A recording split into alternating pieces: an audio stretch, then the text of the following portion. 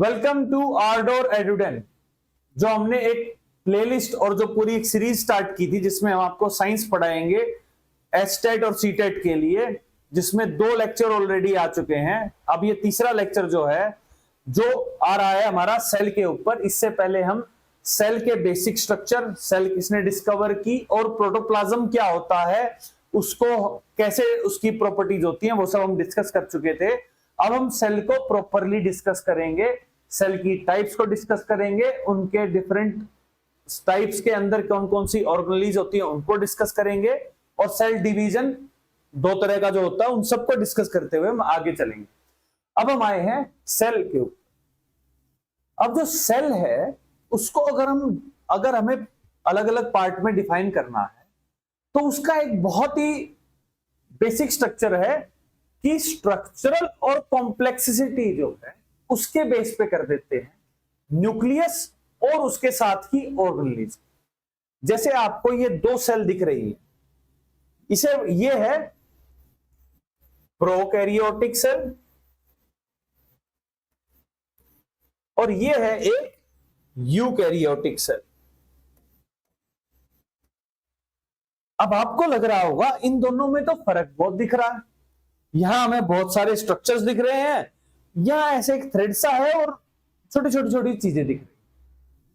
तो जब न्यूक्लियस के बेस पे सेल को डिवाइड कर रहे थे तो हमने किया 2 तरह से। एक था प्रोकैरियोटिक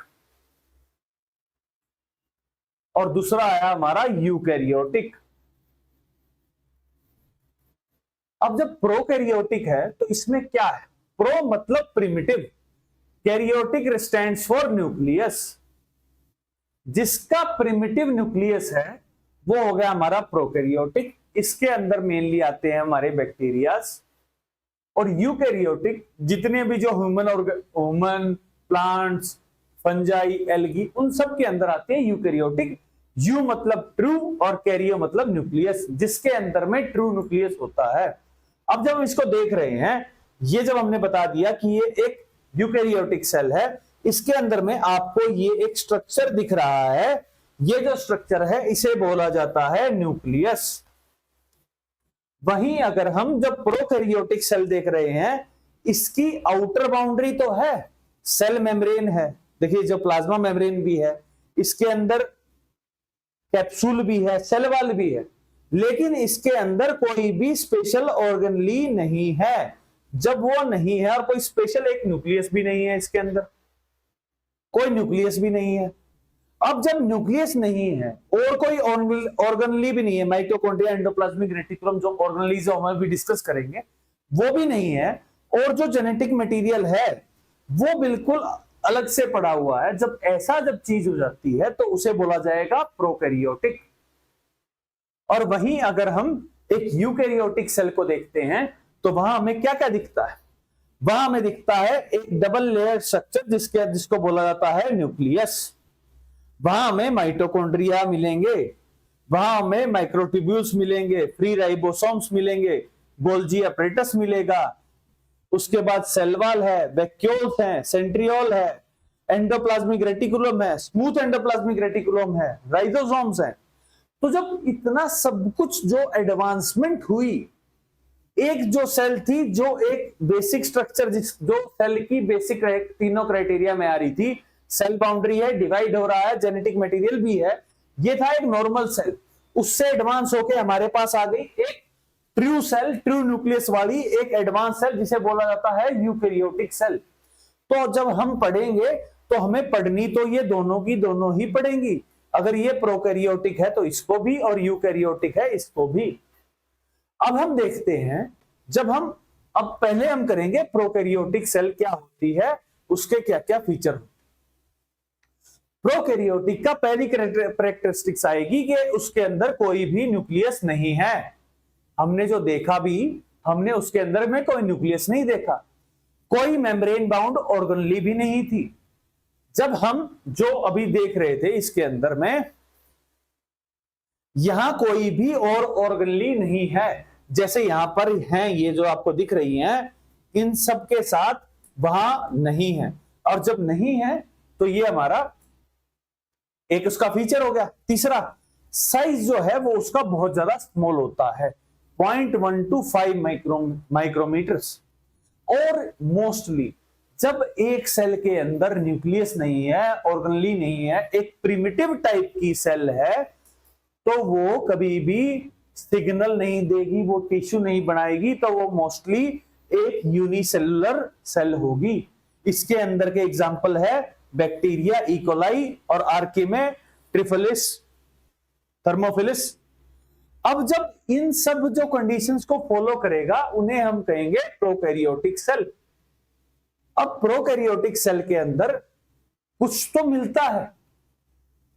हम जब इसका स्ट्रक्चर देख रहे थे तो हमें दिखा कि इसके अंदर एक फ्लैजिला अवेलेबल है, ये देखो एक स्ट्रक्चर है, ठीक है। इसके अंदर में एक सेल वॉल दिख रही थी, सेल मेम्ब्रेन दिख रही थी, यहां पर ये पाइल्स दिख रहे थे छोटे छोटे, वैक्यूल्स दिख रहे थे, कैप्सूल दिख रहा था, इन सबको। और हाँ, एक बहुत जरूरी प्लाज्मिड दिख रहा है, एक अलग से जो जेनेटिक मटेरियल है वो सारा यहां है, एक छोटा सा एक्स्ट्रा जेनेटिक मटेरियल भी है।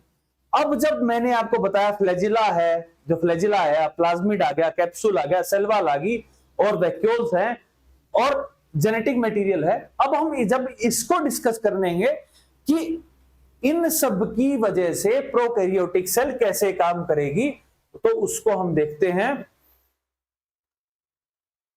क्या क्या होगा उसके अंदर। उसके अंदर एक होगा न्यूक्लियोइड, जो अगर आप वो स्ट्रक्चर देखेंगे उसके अंदर में बहुत सारा ऐसे जेनेटिक मटेरियल पड़ा हुआ था, इसे बोला जाता है न्यूक्लियोइड। न्यूक्लियोइड क्या है? वो जेनेटिक मटेरियल ऑफ सेल है और इसके अंदर में कोई भी क्रोमोसोम वगैरह नहीं मिलते हैं, ऐसे जेनेटिक मटेरियल पड़ा हुआ।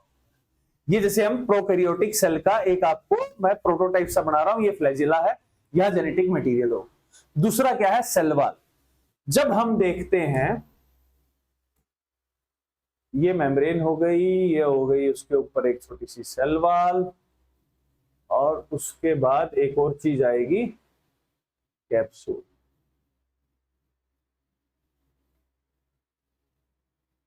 कुछ इस तरह का स्ट्रक्चर होता है और उसके अंदर मैं आपको एक और चीज अभी डाल देता हूं, यहां होगा एक हमारा प्लाज्मिड, ठीक है। अब आप देखिएगा कि अगर मैं इसको एक प्रोकैरियोटिक सेल मान के चल रहा हूं और इस प्रोकैरियोटिक सेल के अंदर जो ये जेनेटिक मटेरियल होगा, जो न्यूक्लियोइड मैंने आपको बता दिया, सेल वॉल जो है, ये अगर मैं इसको जो है, जो ये रेड वाली है, इसको अगर मैं सेल मेम्ब्रेन बोलता हूं, तो जो येलो वाली है ये सेल वॉल है और ये जो बाहर जो रेड ब्लैक वाली है ये है कैप्सूल, ठीक है। अब आप इसको देखिए कि इसके अंदर एक सेल वॉल होगी। सेल वॉल का काम क्या होगा? जब मेम्ब्रेन के बाहर है तो प्रोटेक्शन उसको देना, जो मेन काम है वो प्रोटेक्शन देना होगा। और क्या होता है? पेप्टाइडोग्लाइकन की बनी हुई होती है। पेप्टाइडोग्लाइकन इसका बेसिक मटेरियल है, इससे बनती है। उसके बाद फ्लैजिला। फ्लैजिला क्या है? फ्लैजिला एक स्ट्रक्चर है जो ऐसे ऐसे रोटेट करेगा, सेल के ऊपर लगा हुआ है और वो जिस फ्लूइड के अंदर अगर बैक्टीरिया है उसके हिसाब से मूवमेंट करता है। जैसे हम अगर जो बोट के अंदर जाते हैं, जिस साइड में हम चप्पू चलाएंगे उसी साइड जब बोट जाती है, उसी हिसाब से जो फ्लैजिला है वो उसकी मूवमेंट में हेल्प करता है, ठीक है। लॉन्ग वीप लाइक स्ट्रक्चर होता है जो मेनली प्रोकैरियोटिक सेल्स में मूवमेंट के लिए काम करता है। इसमें मैं दो चीज और आपको बताना चाहूंगा, एक जो कैप्सूल है जो हम आगे देखेंगे और एक ये प्लाज्मिड। ये दोनों बहुत इंपॉर्टेंट है, ये हम आगे अभी डिस्कस करेंगे इसको। राइबोसोम, इसके अंदर 70S टाइप का राइबोसोम मिलता है, इसको आपको ग्रैब करना पड़ेगा। और मैं आपको एक बात और बताता हूं, राइबोसोम का काम क्या होता है। उसका मेन काम होता है प्रोटीन सिंथेसिस। प्रोटीन सिंथेसिस इसका जो मेन जो काम है वो प्रोटीन सिंथेसिस है। और ये जो वो हमने जो देखा था एक स्ट्रक्चर बना के, उस जो ये जो साइटोप्लाज्म है इसी के अंदर फ्लोट करता रहता है, ये है राइबोसोम का काम। फिर है प्लाज्मिड। प्लाज्मिड क्या है? हमने जब इसको देखा था, मैंने आपको बताया था कि ये अगर वो प्रोकैरियोटिक सेल है, ये फ्लैजिला हो गया, इसके अंदर में एक जेनेटिक मटेरियल बहुत ज्यादा बड़ा था जो ऐसे था। वहीं अगर एक छोटा सा एक न्यूक्लियर मटेरियल आपने और देखा, ये जो है इसे बोलते हैं प्लाज्मिड। ठीक है, अब क्या है, ये अलग से एक सर्कुलर मॉलिक्यूल है डीएनए का, और ये स्पेसिफिक काम करता है कैरिंग एंटीबायोटिक रेजिस्टेंस जीन। कुछ बैक्टीरिया जो कुछ कुछ एंटीबायोटिक से रेजिस्टेंस देते हैं, वो इस प्लाज्मिड की वजह से देते हैं। इसका स्पेशल काम है रेजिस्टेंस प्रोवाइड करना, और इस रेजिस्टेंस की वजह से हमें बहुत सारे बैक्टीरिया मिलते हैं जो कुछ कुछ एंटीबायोटिक से अपने आप को प्रिजर्व कर सकते हैं। फिर है कैप्सूल। अब कैप्सूल आपने सबने देखा होगा, अगर हम एक जो दवाई लेते हैं, जो हम कैप्सूल को किसी को लेते हैं, तो कैप्सूल जो है वो खोलते तो उसके अंदर में पाउडर फॉर्म में वो दवाई होती है। उसका काम क्या है, जो वो प्लास्टिक का जो है, प्लास्टिक टाइप का जो दिखता है हमें, जो बायोडिग्रेडेबल होता है, अगर हम उसको खोलते हैं तो हमें उसके अंदर से केमिकल मिले, और उसका काम यह है कि अगर वो गलती से गिरी है तो वो ना, जो केमिकल है उसका बाहर ना चला जाए, दवाई बाहर ना चली जाए। इसी तरह से इसका कैप्सूल का मतलब यह है जो इसकी प्रोटेक्शन करेगा डिहाइड्रेशन से, और डिफेंस अगेंस्ट इम्यून सिस्टम, इसके इम्यून सिस्टम को बढ़ाता है। और ये पॉलीसैकेराइड से बना होता है। पॉलीसैकेराइड्स क्या होती हैं, पॉली मतलब मैनी, सैकेराइड्स होता है शुगर, जो बहुत शुगर से मिलके बना हो उसे पॉलीसैकेराइड बोला जाता है। अब जब हमने इसकी फीचर देखे, अब हम आगे देखते हैं। अब हमने प्रोकैरियोटिक की कुछ कुछ फीचर्स देखे, अब कुछ फीचर्स हमें यूकैरियोट के भी देखने पड़ेंगे, और जब हम देखेंगे उसी के बाद तो हम ये डिफाइन कर सकते हैं, इसके अंदर न्यूक्लियस मिलेगा, इसके अंदर मेम्ब्रेन बाउंड ऑर्गेनेली मिलेंगी, जैसे कि mitochondria, chloroplast in plant, endoplasmic reticulum, Golgi apparatus, ये सब मिलता है। इसके अंदर जो साइज है वो भी ज्यादा होता है, और इसके अंदर सेलुलर और यूनिसेलुलर दोनों मिलते हैं। और यूकैरियोटिक में बोथ सिंगल सेल ऑर्गेनिज्म और मल्टी सेलुलर ऑर्गेनिज्म दोनों मिलेंगे। सिंगल सेल मतलब कि जैसे कि यीस्ट, और मल्टी सेलुलर ह्यूमन प्लांट्स जितने भी आप देख रहे हैं वो सब मिलेंगे। अब आप इसके अंदर में एक चीज देखना चाहेंगे कि अगर हम एक डिफरेंस निकालना चाहें प्रोकैरियोटिक में और यूकैरियोटिक में, क्या होगा।